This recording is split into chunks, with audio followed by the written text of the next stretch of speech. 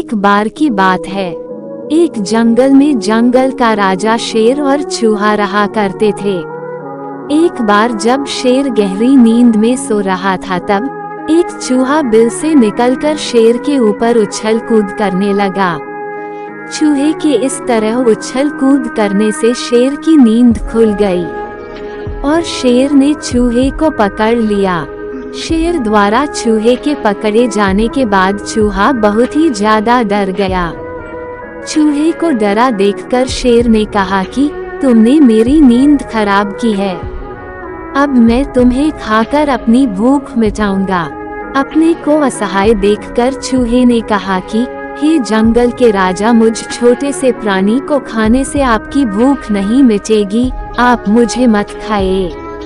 हे शेर राजा, मैं विनती करता हूँ कि आप मुझे छोड़ दो। यदि कभी आपके ऊपर कभी कोई मुसीबत आती है तो मैं आपकी मदद कर सकता हूँ। ये सुनकर शेर हंसने लगा। तुम तो बहुत छोटे हो, तुम क्या मेरी मदद करोगे?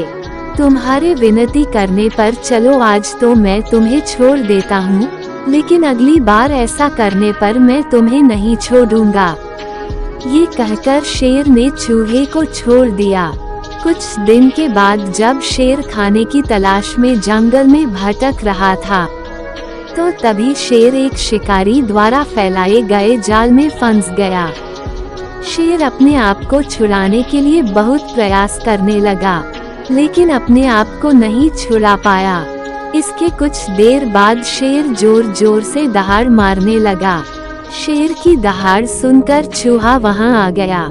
जैसे ही चूहे ने शेर को जाल में फंसा हुआ देखा तो चूहा तुरंत ही शेर के पास पहुंच गया।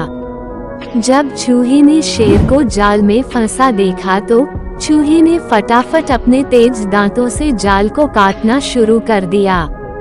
कुछ देर के बाद चूहे ने पूरा जाल काट दिया। जाल काटने के बाद शेर आजाद हो गया।